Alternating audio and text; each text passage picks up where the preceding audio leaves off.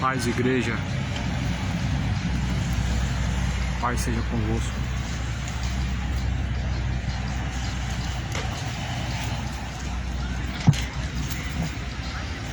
Saudações de paz, em nome de Jesus Cristo.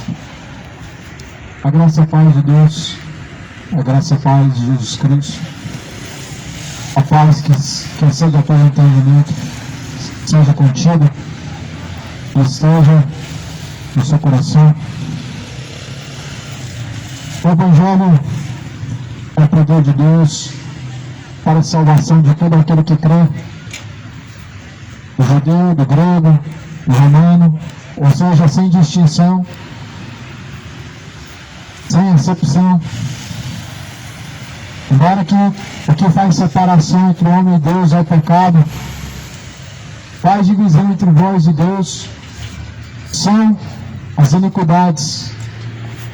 Encobre o rosto para que não sejam ouvidos. Bem-aventurados são aqueles que lavam suas vestiduras no sangue do Cordeiro, para que tenham direito à árvore da vida e possam entrar pelas portas da cidade. Ficarão de fora os incrédulos, os feiticeiros abomináveis, os idólatras, os homicidas, todos aqueles que amam e cometem a mentira. Sua parte será no lago que arde com fogo e enxofre. Jesus, ele veio anunciar uma mensagem. Essa mensagem foi anunciada. Essa mensagem, ela está percorrendo por toda a terra. A mensagem de Jesus não é a mensagem dizendo e prometendo que você vai ser próspero. A mensagem de Jesus vai prometendo a você que tudo vai ficar bem. A mensagem que Jesus anunciou e que está circulando os 4 cantos da terra é o dia do conserto, o dia do arrependimento, o dia da aceitação, o dia que se chama hoje, o dia determinado por Deus, para que porventura, buscando a Deus, possam encontrar aqueles que estavam tateando em meio à escuridão. Eu quero ler a mensagem no Evangelho, ou melhor, em Atos, o livro dos Atos dos Apóstolos. Está escrito no capítulo 2, versículo 37. Ouvindo eles isto, compungiram-se em seu coração, perguntaram a Pedro e aos demais apóstolos: faremos, varões e irmãos? Disse-lhes Pedro: arrependei-vos, cada um de vós, seja batizado em nome do Senhor Jesus Cristo, para o perdão dos pecados, e recebereis o dom do Espírito Santo. Porque a promessa vos diz a respeito a vós, a vossos pais, a vossos filhos, e todos os que estão longe, a tantos quantos Deus nosso Senhor chamar. A todos quanto Deus o nosso Senhor chamar. E com muitas outras palavras, isso testificava e exortava, dizendo: salvai-vos dessa geração perversa. Salvai-vos desta geração perversa. A mensagem que Pedro pregou: arrependei-vos e convertei-vos, para que sejam apagados os vossos pecados, e recebereis o dom do Espírito Santo. Essa mensagem verdadeira, a mensagem de conversão, a mensagem verdadeira do Evangelho, ela converte das trevas para a luz um coração entenebrecido. A verdadeira mensagem do Evangelho, ela transforma, porque conversão é transformação, conversão é mudança. E a única mudança que Jesus ele quer é o novo nascimento. Não é promessas. Vou parar de fazer isso, não faço mais aquilo. Muito pelo contrário. A conversão é um temor de dentro do seu ser, do seu interior, por qual te refreia de suas ações pecaminosas diante de Deus, produzido pelo dom de Deus. A palavra de Pedro, a primeira mensagem, depois que Jesus foi ressuscitado dentre os mortos, depois que Jesus ele foi glorificado em corpo de glória, a primeira mensagem que foi pregada foi acerca da ressurreição, acerca da glória de Jesus quando ele subiu aos céus. E foi pregada essa mensagem, uma mensagem acerca da cruz. A Bíblia diz que a mensagem da cruz era loucura para os que se perdem, para os que perecem, mas é o poder de Deus para aqueles que são salvos. A mensagem da cruz ela salva, não é a cruz que salva, é a mensagem da cruz. Somente a mensagem da cruz pode salvar, mas a cruz ela não salva.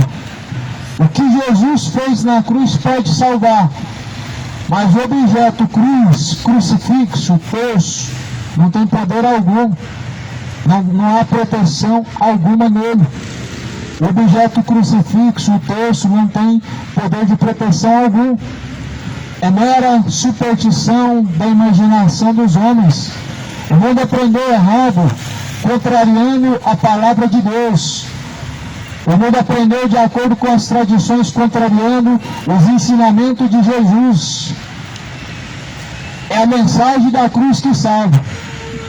Carregar uma cruz pesada não é uma representação do que Jesus ensinou, mas certamente a Bíblia vai falar que maldito é todo aquele que foi pendurado no madeiro. Jesus foi pendurado no madeiro. Olha o que a Bíblia fala sobre a cruz. Maldito todo aquele que foi pendurado no madeiro. Jesus foi pendurado no madeiro, foi crucificado, foi açoitado, foi humilhado, e ali foi cuspido e traído no madeiro. Cumpriu-se a obra de Deus em Jesus. A obra de Deus foi concluída. Jesus falou: está consumado, foi cumprido. Ninguém pode fazer a obra de Deus. A Bíblia fala assim que a obra de Deus é que crê naquele que Deus enviou. Se queres fazer a obra de Deus, creia naquele que Deus enviou, a saber, Jesus Cristo. A saber, aquele que Deus enviou é Jesus Cristo. Nele foi cumprida a obra de Deus. Quando ele deu o brado de está consumado. A palavra do Senhor fala que Pedro, ele pregava a mensagem da cruz para quase 3.000 pessoas. E que, por sinal, aquelas quase 3.000 pessoas, elas se converteram. Elas se converteram a Jesus Cristo. Olha qual que é o propósito da mensagem do Evangelho. O propósito da mensagem do Evangelho não é nutrir na sua mente um desejo de enriquecer, e nem tampouco uma esperança de ficar próspero, ou um conforto emocional, ou uma motivação, mas o propósito da mensagem de Jesus, do Evangelho de Jesus Cristo, é produzir conversão genuína. O propósito da mensagem do Evangelho de Jesus, que foi pregado em todo o Evangelho até o último livro do Apocalipse, não produziu pessoas religiosas se agregando a uma instituição, a uma seita, a uma religião, mas sim pessoas se unindo a Cristo, congregando em Cristo, buscando o poder que vem do alto, por meio da palavra, do Evangelho, como Paulo diz em Romanos, que o Evangelho é o poder de Deus. Romanos capítulo 1, versículo 16, o Evangelho é o poder de Deus para a salvação daquele que crê. Muitas pessoas têm a mesma dúvida, talvez, a qual aqui a Bíblia relata, de como ser salvo. O que devemos fazer para ser salvo? Porque Pedro pregava aquela mensagem acerca da cruz e apontava o que Jesus fez na cruz. E aquela mensagem, ela mostrava aos homens seus pecados, porque a luz tudo manifesta. A mensagem da cruz, ela é uma luz, e a luz tudo manifesta. A mensagem do Evangelho, ela é a luz. Ela manifesta aquilo que está em oculto. Mostra o quão terríveis são nossos pecados e mostra quais são eles, para que porventura reconheçamos diante de Deus nossas falhas, nossas culpas, nossas iniquidades, todas as misérias, a fim de se arrepender e tornar-se para Deus. É isso que o Evangelho faz. Perguntaram assim para Pedro: o que faremos nós? Perguntaram: o que faremos nós, varões e irmãos?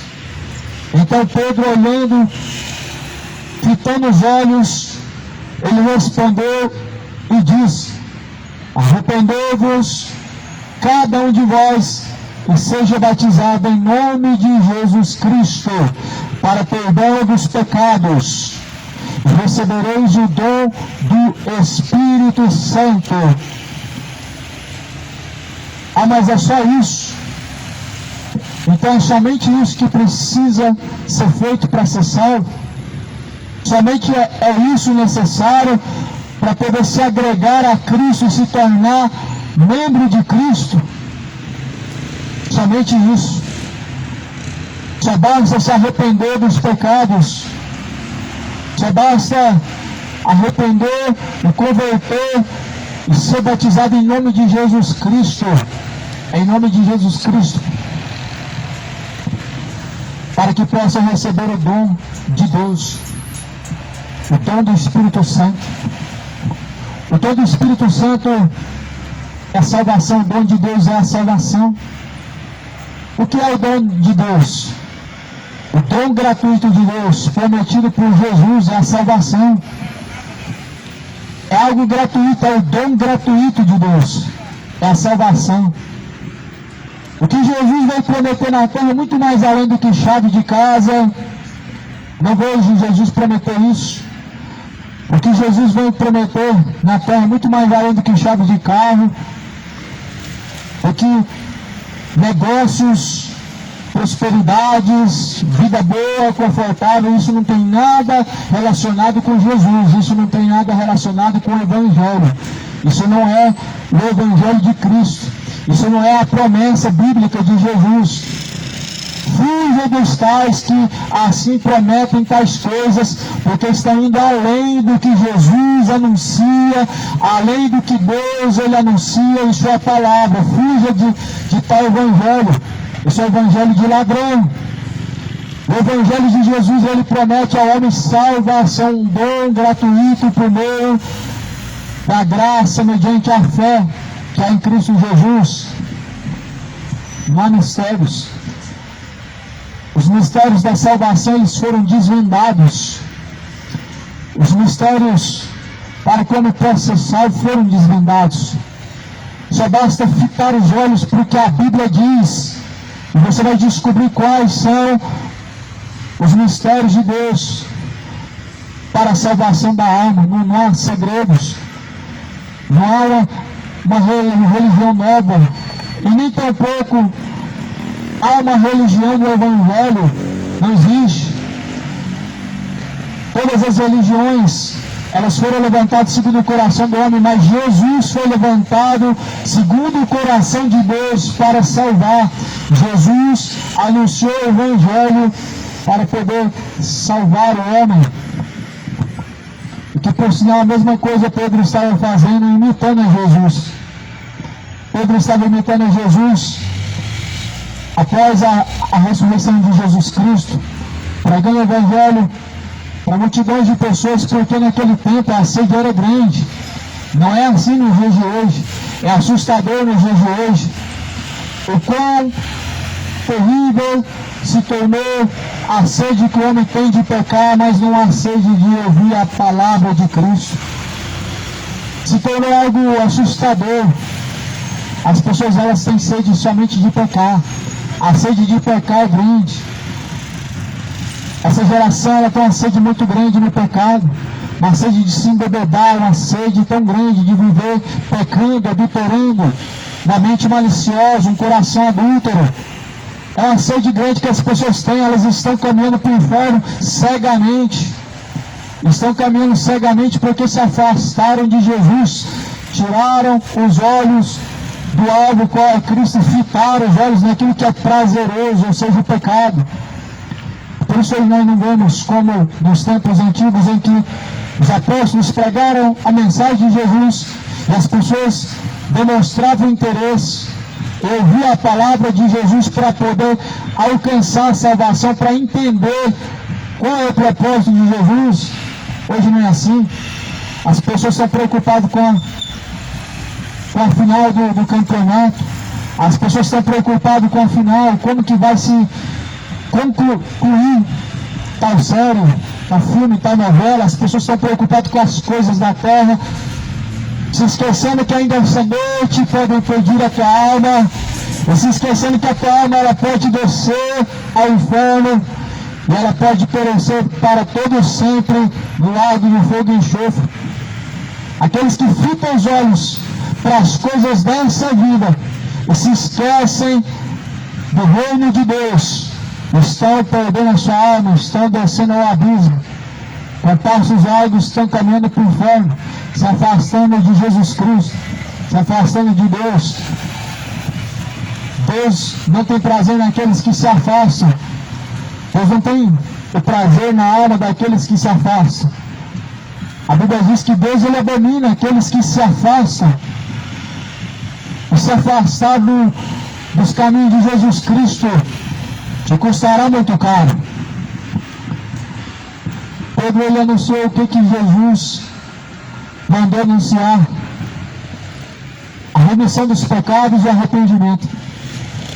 Marcos 16, quando Jesus está dando as instruções, as últimas instruções aos discípulos, dizendo que em seu nome pregasse o arrependimento e a remissão dos pecados.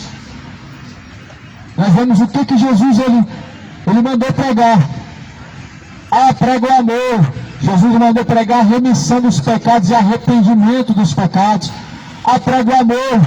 A Bíblia fala que Jesus mandou anunciar arrependimento e a remissão dos pecados. Não foi o amor. O amor é a verdade. Jesus fala aqui, a palavra é para esta verdade. Eles não receberam o amor da verdade a fim de serem livres, serem libertos.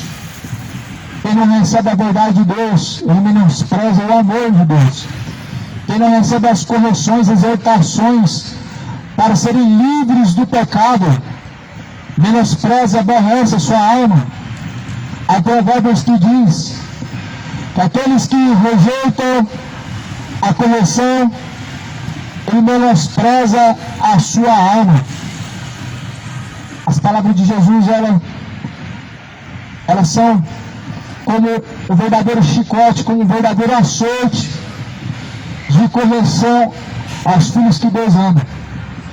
E como um alerta àqueles que não são filhos, aos bastardos, que não se tornaram a Deus e não reconheceram como seu Senhor, como Pai. É um alerta aos que não se arrependeram, que não se converteram, não se tornaram para Deus, não deixaram seus maus caminhos, Porque Isaías diz: torne-se para Deus, arrependam-se, convertam e torne-se para Deus. Arrependam-se, convertam e tornem-se para Deus. É a única forma de se tornar para Deus. É a única maneira de caminhar com Deus. É a única maneira de Deus estar em seu coração. É se arrependendo dos pecados e se convertendo dos maus caminhos. É a única maneira de Deus habitar no seu coração.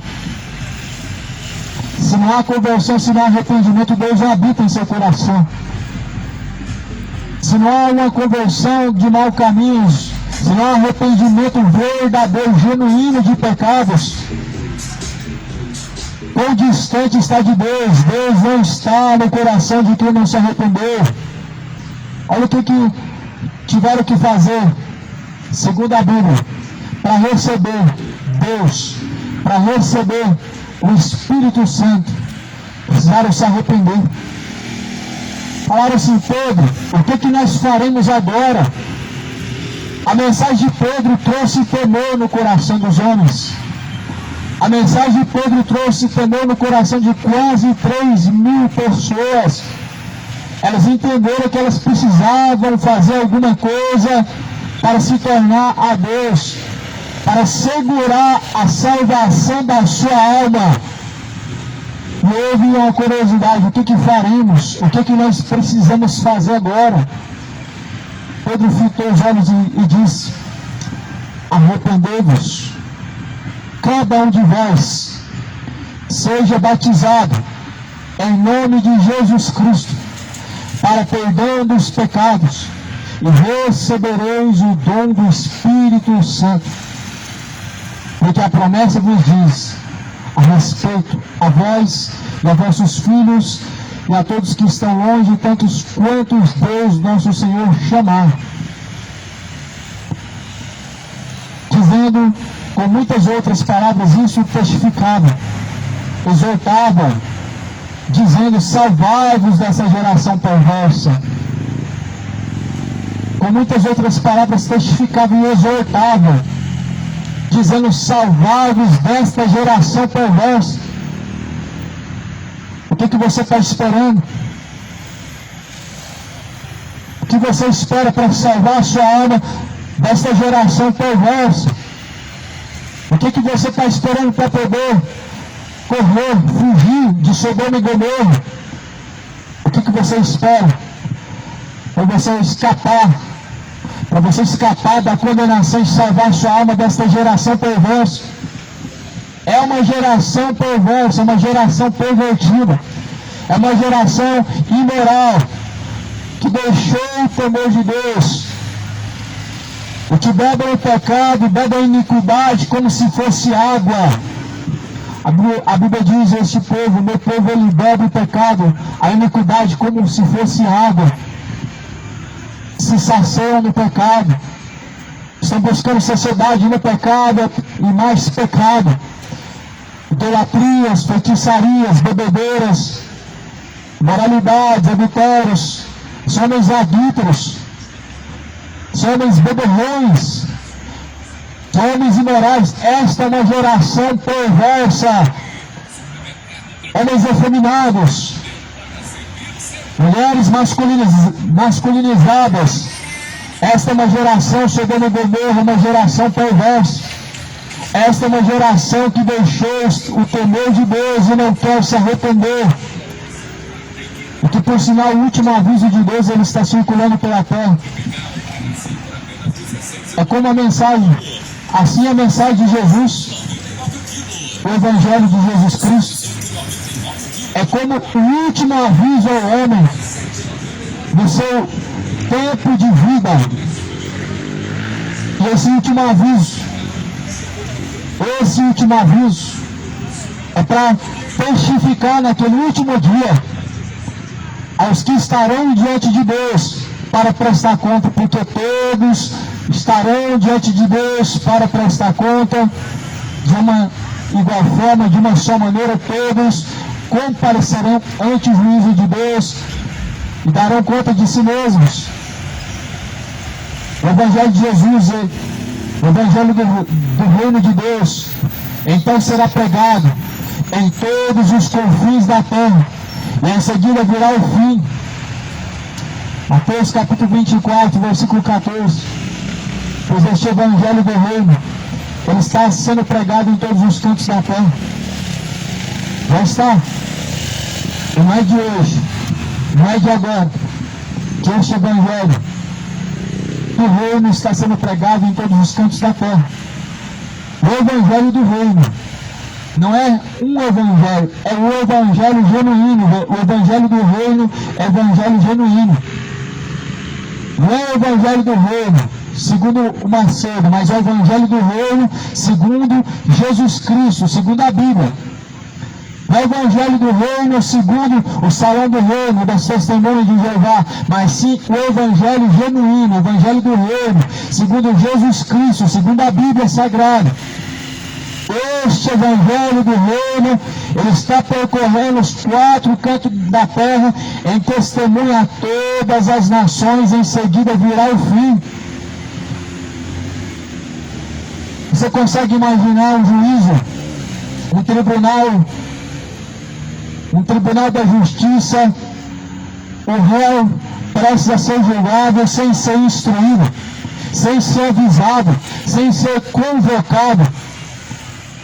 O Senhor Deus, ele está convocando, ele está instruindo, por meio do evangelho, por meio do seu aviso, por meio dos sinais, por meio dos seus servos, por meio dos mensageiros.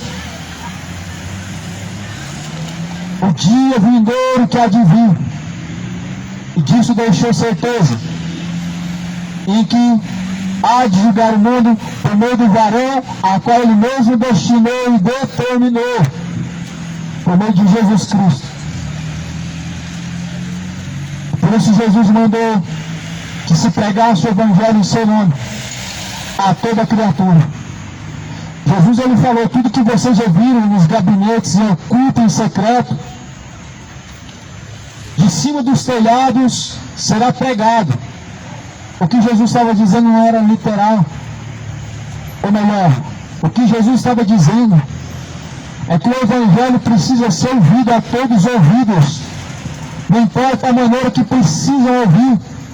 Subam em cima dos telhados e anunciem as coisas ocultas, as coisas que estão sendo faladas dentro dos gabinetes, ou seja, o que está em secreto, a todo ouvido. Conforme fala em Efésios 5, Efésios capítulo 5, a luz tudo manifesta. A Bíblia diz em Efésios 5, a luz tudo manifesta, pelo que diz: desperta tu que dormes, levanta-te dentre os mortos, e Cristo te esclarecerá. O evangelho sendo pregado é mais ou menos isso. É alguém dizendo: desperta você que dorme, levanta-te do meio dos mortos, e Cristo te esclarecerá. Quem são os mortos? Todos que estão vivendo em suas iniquidades, todos que estão acomodados em seus pecados, estão mortos para Cristo. Estão mortos, não conseguem de maneira alguma ter alguma reação de acordo com a vontade de Deus. Reagem segundo suas paixões infames. Você já viu algum morto ele ter alguma reação? Quando o evangelho é pregado, os mortos espirituais não têm reação alguma em relação a alguma alegria, algum sentimento bom diante de Deus, algum sentimento como, por exemplo, de obediência, fidelidade, ou de satisfação. Não há, estão mortos, não conseguem obedecer a Deus, estão mortos, não conseguem porfiar pelo caminho estreito porque estão mortos, não conseguem deixar a bebedeira porque estão mortos. Por isso o seu coração está cheio de malícia, cheio de vaidade, cheio de orgulho, ganância, porque estão mortos. Estão mortos. Paulo fala na carta aos Coríntios: assim apresentai-vos diante de Deus, diante de Jesus Cristo, os vossos membros, como mortos para o pecado. Só que o inverso está acontecendo. O inverso está se concluindo. Nós devemos estar mortos para o pecado e não para Cristo. uma grande multidão, e maioria hoje estão mortos para Cristo, mortos para não obedecerdes a Cristo, e vivos para obedecer o pecado. A mensagem de Jesus, ela veio para ressuscitar os mortos. Quando Jesus ressuscita Lázaro, ele mostrou que Deus pode ressuscitar. Ele diz, ainda que esteja morto, viverá. O que Jesus quis dizer com isso? Jesus quis dizer que ele pode ressuscitar. Ele pode ressuscitar aquele que está morto em seus pecados. Se ele ressuscitou um vivo, ou melhor, o homem da sua sepultura, tirou do sepulcro e fez viver, fez caminhar, o que dirá aqueles que estão em seus pecados também podem viver novamente, podem voltar a ter vida em Deus. Deus fez Ezequiel andar pelo vale de ossos secos, e ele quis mostrar algo no meio daquilo. Ele não quis somente dar uma demonstração de poder. Quem quer demonstração de poder é o diabo, é Satanás, que coloca Jesus em cima do pináculo de um templo, e fala para ele se jogar, para que os anjos ao seu favor ouvissem a sua voz e pelejassem a seu favor. Quem fica tentando quer ver sinais, quer ver milagres, fica muito atrás de uma fé por vista. E quem tenta o homem com a fé supersticiosa, uma fé através de poder, de sinais, para crer o diabo. Jesus falou que a nossa fé não é por vista, não é por obras. A fé é um dom de Deus, não é de todos. É um dom de Deus dado, não a todos, mas àqueles que o receberam. A fé é o firme fundamento das coisas que não se vê, mas se espera. Quando Deus falou para Ezequiel, Ezequiel, tu crês que eu posso ressuscitar este vale de ossos secos? Ele disse, sim, Senhor, eu creio. Tu sabes. Assim diz, o vale de ossos secos foi ressuscitado. Aqueles homens que estavam sem vida, aquele grande exército de ossos sequíssimos, caídos ao chão, sendo pisados aos homens, se levantaram com vida, com carne, e Deus, ele mostrou algo. Assim Deus quer fazer com os homens, com o povo de Israel.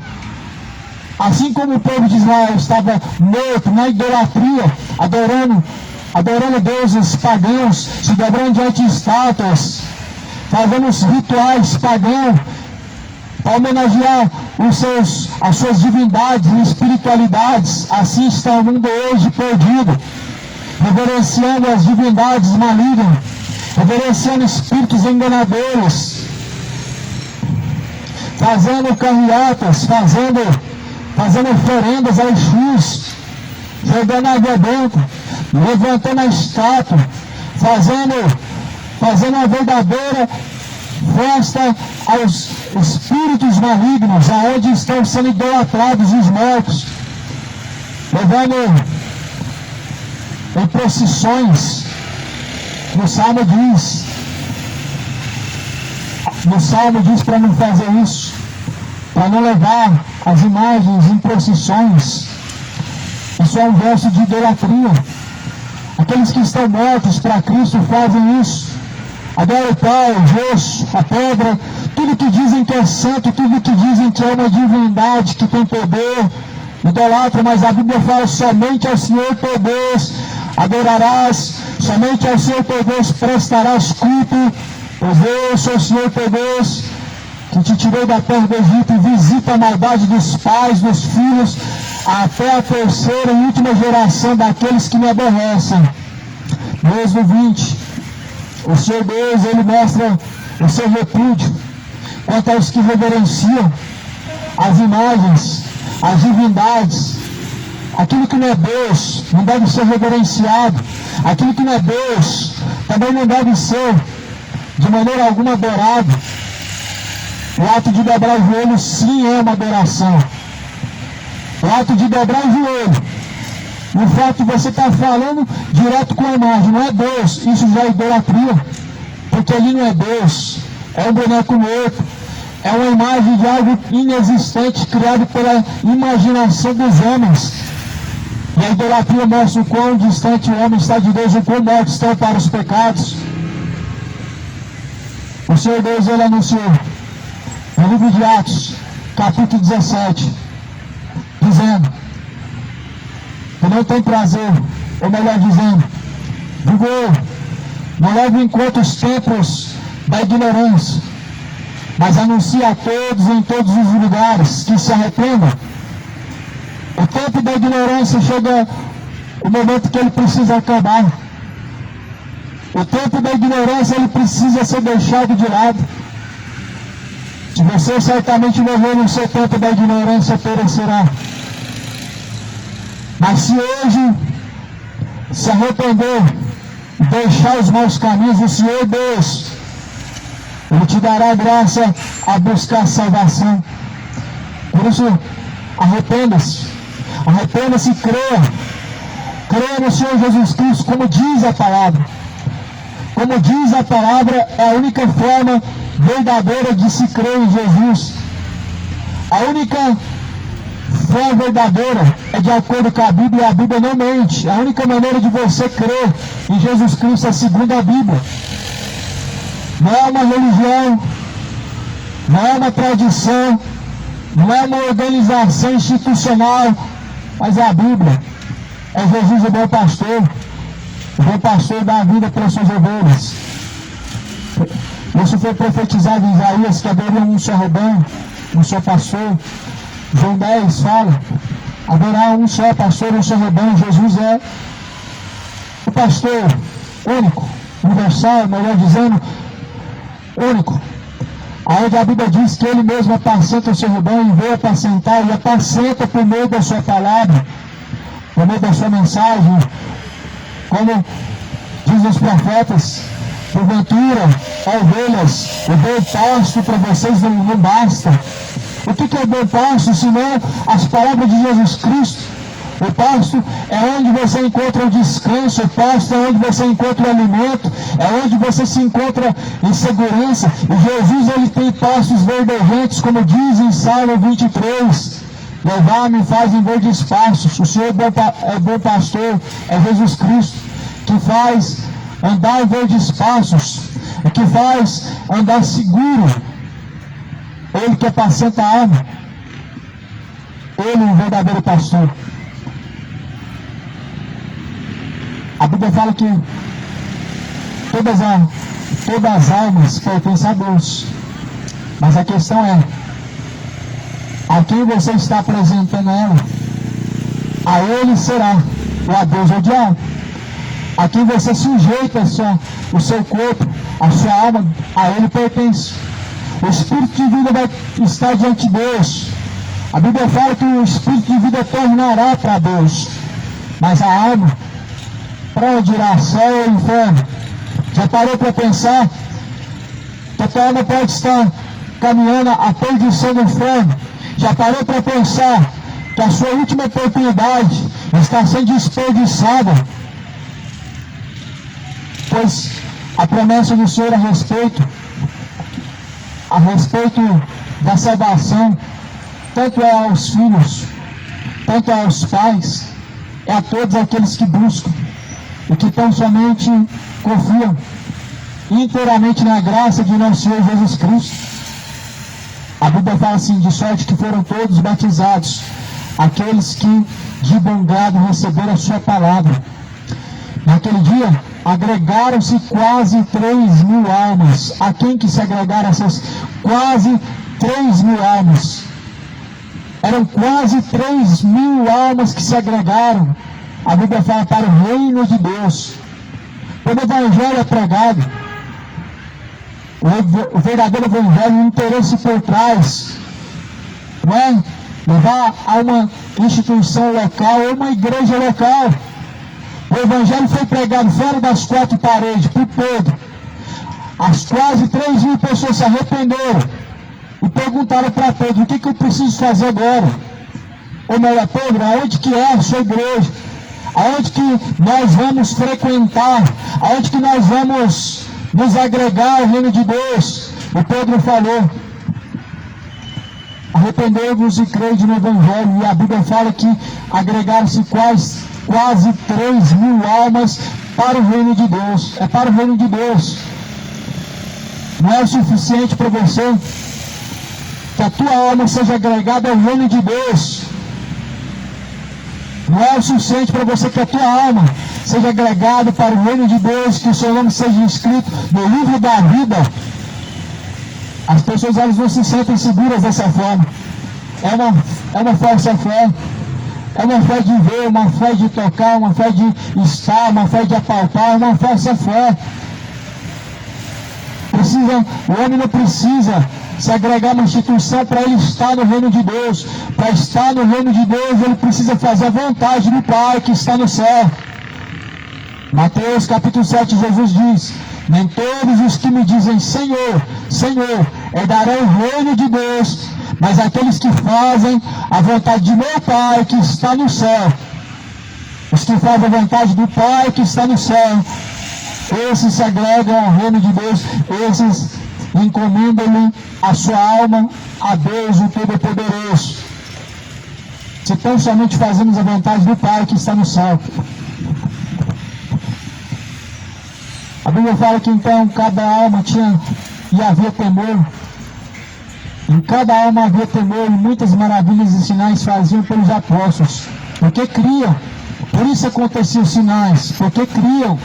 Porque naquele tempo a fé, ela não estava sendo levada de uma forma como brincadeira, como nos dias de hoje. Não levavam a fé na brincadeira como hoje levam. Hoje as pessoas brincam de ter uma religião, elas brincam de crer em Deus, levam o nome de Deus em vão sem temor. É uma verdadeira brincadeira. Levar o nome de Deus sem obediência a Deus, sem fidelidade a Deus, é brincar com o nome de Deus. Falam que tem uma religião, suas ações provam que não temem a Deus. É uma verdadeira brincadeira com o nome de Deus. Por isso que naquele tempo, no que Pedro pregava, houve sinais, aconteceu prodígios, houve milagres, porque criam. Não somente ouviram de bom grado a mensagem, mas como também receberam e creram nela como uma verdade. Hoje não é assim. Os tempos mudaram. E por isso a Bíblia fala que a criatura, ela geme pela expectação da manifestação dos filhos de Deus. Pela manifestação dos filhos de Deus. Sabe por quê? Ela clama para o avivamento, para que o dia do Senhor venha e tudo seja transformado. Mas Deus, por meio de Jesus Cristo, Ele vai transformar esse mundo no meio da dor. É no meio da dor que Jesus vai transformar aqueles que outrora se desviaram, se afastaram dos retos caminhos de Deus. É no meio da dor, da grande tribulação, é no meio de uma perseguição. Sim, Jesus, Ele falou: neste mundo tereis grandes aflições, mas tem de bom ânimo.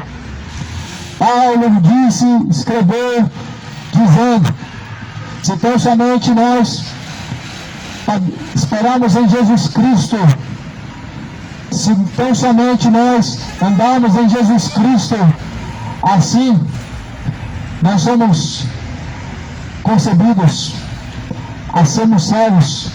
Paulo escreve que todos aqueles que amam Jesus Cristo, eles têm que se afastar da iniquidade, precisam se afastar da iniquidade, todos aqueles que caminham em Jesus Cristo. O Evangelho é transformação, é conversão. O Evangelho não é isso que nós ouvimos hoje. Vem para cá receber sua bênção, vem para cá receber sua vitória. O Evangelho não é isso.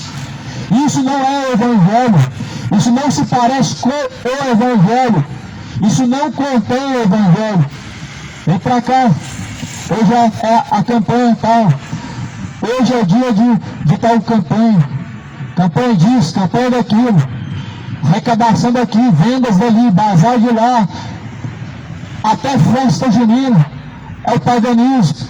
É a apostasia. Apostasia, a grande destruição, o grande esfriamento da fé, o abandono da fé.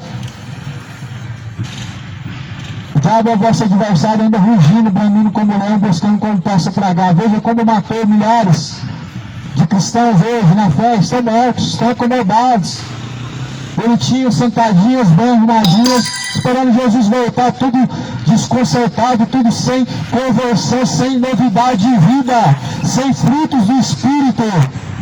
Uma geração morta. Até dormir dorme no culto. E a mensagem nem sequer ouve nem compreende. Não lembra? Estão mortos. Geração zumbi. Geração que deixou o temor de Deus. Geração que está robotizada, vivendo automático. Mas não era assim nos tempos antigos, porque ainda havia uma sede. No livro de Osés, o profeta Osés diz que o Senhor Deus derramará uma fome, uma sede sobre a face da terra. Não é fome de comer pão e nem sede de tomar água, mas sim de ouvir as palavras de Deus. Clamamos por esse dia. Os filhos de Deus esperam por esse dia. É que Deus ele derrama sobre a face da terra, sobre os corações obstinados e endurecidos, a grande fome, a grande sede de Deus, por ouvir a mensagem da verdade. Isso já está começando a acontecer. Em muitos lugares isso já está acontecendo. Lá no livro de Daniel, no capítulo 2, diz que andarão de uma parte para outra. Correrão de uma parte para outra. Nos últimos tempos, muitos correrão de uma parte para outra. Ninguém corre de uma parte para outra, vai de um lado para o outro, se não estiver buscando algo. Mas essa busca ela é por ouvir as palavras verdadeiras de Deus, os eleitos de Deus, os chamados por Deus. A sua alma sedenta está por ouvir as palavras verdadeiras e corre de um lado para o outro. E vai na Universal, e faz campanha na Mundial, e faz campanha na Deus Amor, e vai para o terreiro de Macumba. As pessoas estão buscando um lugar errado. As pessoas estão buscando no lugar onde Deus não está. As pessoas da verdade estão buscando aonde Jesus nunca mandou buscar. Porque Jesus, ele habita dentro dos verdadeiros. Jesus, ele pode estar dentro de você. A Bíblia fala que o reino de Deus, ninguém diz que está ali ou aqui, porque eis que ele está entre vós. Não vem com aparência exterior, ninguém diz ele ali ou aqui, mas está entre vós. Aonde se invoca Jesus, ali ele está. Se tão somente fazemos a vontade dele, é claro. A palavra fala aqui então, Pedro pregando a mensagem, eles se arrependeram e se agregaram para o reino de Deus. Nós não temos que preocupar de estarmos ou levarmos alguém para uma denominação para elas estarem seguras. Quem vai nutrir a alma é Jesus. Quem vai colocar sede e fome pelo Evangelho, pela vontade de Deus é Jesus Cristo. A palavra também ela discipula. João 8,31. Se vós permanecerdes em minhas palavras, verdadeiramente sereis os meus discípulos. Discípulos de Jesus, discipulados pela palavra do Evangelho. Assim continua em Atos capítulo 2, versículo 44. Versículo 43. Em cada alma havia temor, e muitas maravilhas e sinais faziam pelos apóstolos. Todos que criam estavam juntos. Todos os que criam estavam juntos e tinham tudo em comum. Ou seja, tudo em comum. Criam da mesma forma. Havia concordância, havia unidade. Tudo era comum. Eles tinham tudo em comum, não eram algumas coisas. Não eram algumas coisas. Mas era tudo. Isso significa unidade. Isso significa que a igreja de Jesus Cristo ela é uma unidade. Não é assim hoje mais. Não está mais em unidade. Há uma grande divisão. Um não conseguimos enxergar uma unidade. No meio da instituição religiosa não conseguimos enxergar isso. Porque aonde não há unidade, não há um só parecer, um só pensamento, uma só doutrina, o mesmo parecer, não há, aonde não há isso, é porque lá Jesus não está. É porque lá Jesus não está. Jesus pode se manifestar em vários lugares. Jesus pode manifestar os seus sinais, a sua graça, dentro de qualquer local, mas se agradar, permanecer, é somente aonde está de acordo com a vontade do Senhor, onde há unidade, o mesmo Espírito, o mesmo parecer, a mesma doutrina. Essa é a igreja de Jesus. Não é assim hoje mais. Muitas denominações, cada uma numa maneira de ensinar, de seguir, de profetizar, de pregar, várias doutrinas, mas só uma é a verdadeira, de Jesus. Aqui a Bíblia fala que eles permaneceram na doutrina dos apóstolos, é a única verdadeira. A doutrina dos apóstolos foi instituída por Jesus, não foi pelo o líder da época, o cabeça da época, não foi.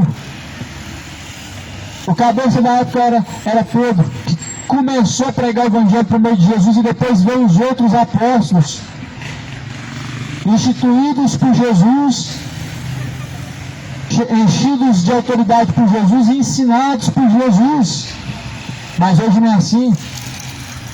Falsos apóstolos surgiram pela terra fora, falsos profetas estão espalhados por toda a terra, o mundo está infestado por essa contaminação chamada apostasia, o abandono da fé.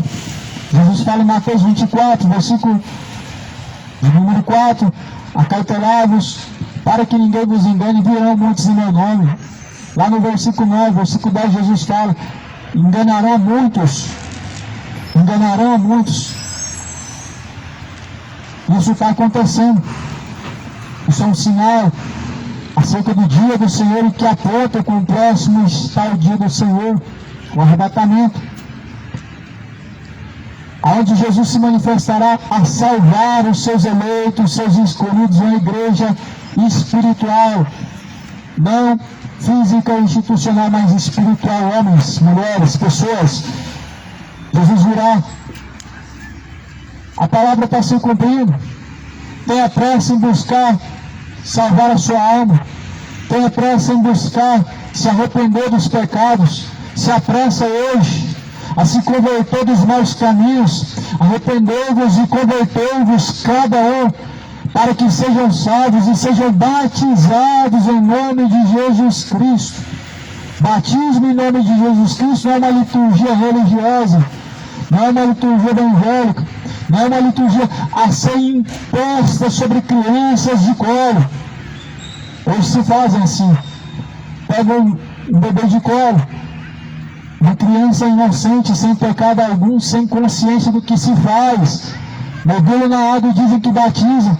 Mas aqui a Bíblia aponta que o arrependimento é uma consciência do homem se arrependendo dos seus pecados, renunciando o velho homem e buscando em Jesus Cristo o novo nascimento. É apenas um selo, é apenas uma forma simbólica de mostrar diante de Deus que você está firmando um pacto com Deus, um pacto com Jesus Cristo, por meio do arrependimento, por meio do batismo. Crê no Senhor Jesus, arrependei-vos, arrependa-se, seja batizado em nome de Jesus para que seja salvo, se agregue a Jesus Cristo, anda e busca caminhar no temor de Jesus Cristo. Bem-aventurados são aqueles servos quando o Senhor vier o achar fazendo assim. Jesus, ele está perto. Busca o Senhor enquanto você pode achar. Invoque a Ele enquanto Ele está perto. A graça e a paz de Deus seja contigo. Deus abençoe em nome de Jesus Cristo.